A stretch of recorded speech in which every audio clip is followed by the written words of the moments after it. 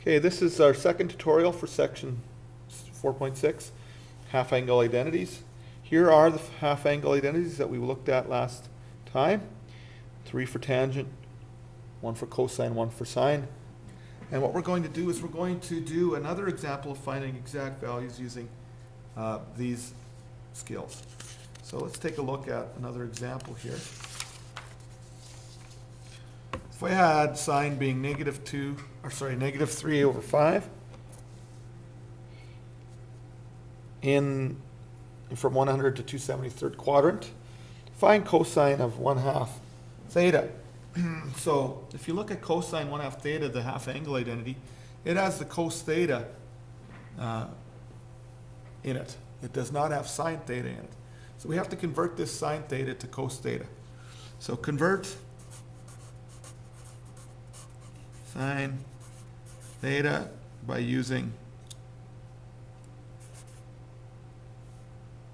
well, let's go sine theta squared plus cos theta squared equals 1. That's the Pythagorean identity. Let's just write it out right away. So let's do a convert. So this would be negative 3 over 5 squared plus cos squared and 1. So this is 9 over 25.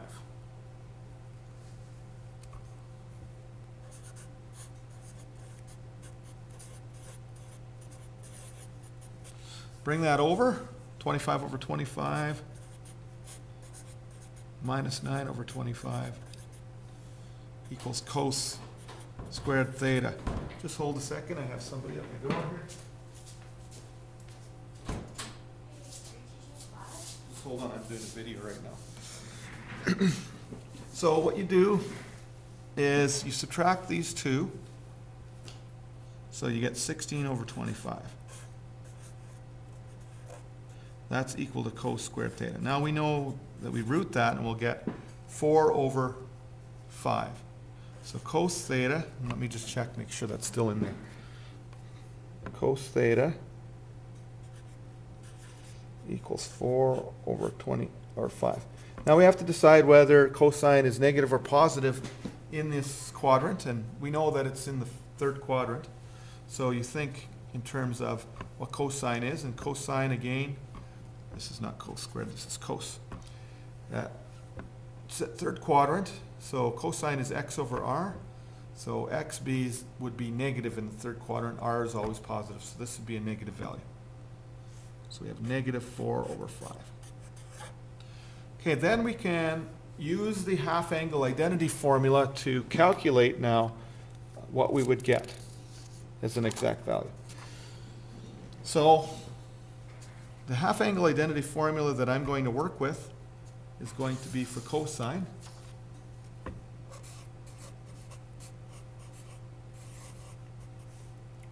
Now, I'm not going to do the sine yet until we figure it out. Well, let's think about the sine. We'll do it right now. Plus or minus. Now, if we look back at what I was given here, at the top of this page, it was from 180 to 270 degrees. So if we take half of 180, half of that is 90 degrees. Okay? And half of 270. Okay, that's 135 degrees. What quadrant is that in? That's the second quadrant. Okay? So knowing that, cosine, what is the sign of cosine in the second quadrant? Negative or positive, because we're looking at cosine. Okay, in the second quadrant, we know that sine is the only positive value, so this would be negative. So we put the negative out front, because it's from 90 to 135. So now that we figured that out, we now could plug in values by using the formula here. 1 plus cos theta over 2. So let's plug it in. 1 plus, well, what did I have for cos theta in my Answer was negative 5 over, or 4 over 5 over 2. Okay, so using some math here, this would be 5 over 5 minus 4 over 5, so that would be 1/5 over 2, which would be 1/10. So, and this negative out here. Negative the root of 1/10. Well, we can't just leave it like that. We can reduce that one. That would be 1 over root 10.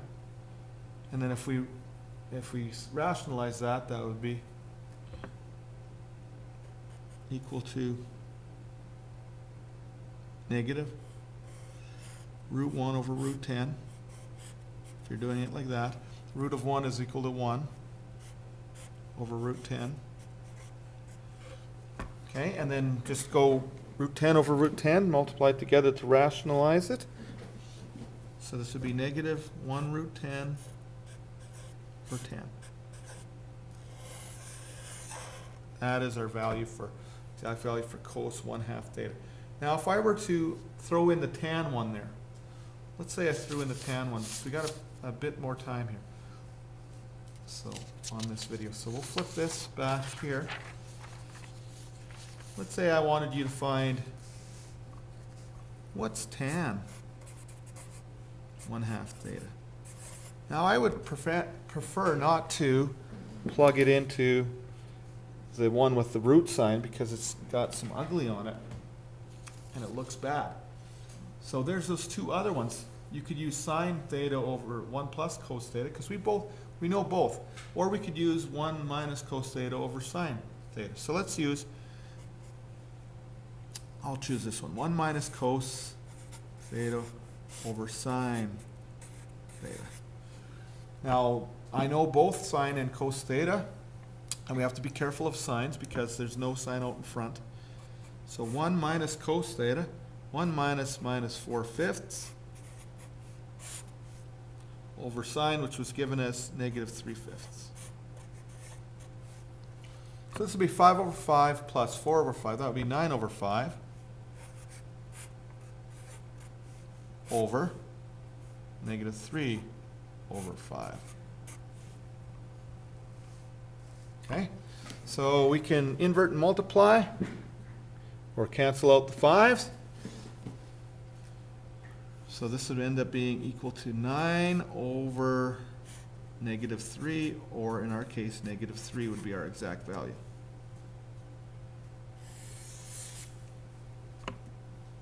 Okay, so that's fairly straightforward, fairly simple work there. And that concludes our tutorials for Chapter 4. Chapter 5, I'm a little late on them. I haven't been able to work on them in the last little while, but they'll be up on YouTube fairly quickly here once we get into the Christmas time period. So, and we'll have them up there. So good luck in Chapter 4.